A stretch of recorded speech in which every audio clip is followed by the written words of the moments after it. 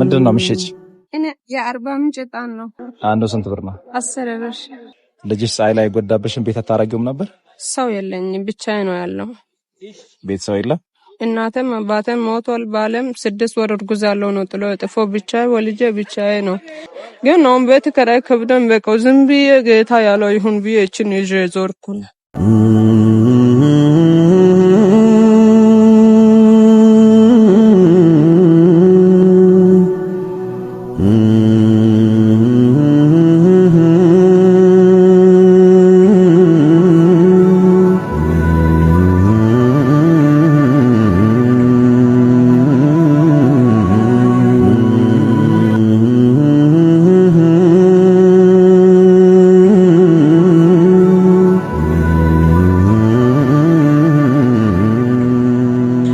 እርዳታ እኔ ያገኘኛል ብዬ አላሰብኩም። የዘበር እርዳታ ወደ እኔ መጥቶኛል። የኔ እናት እንኳን ደስ አለሽ።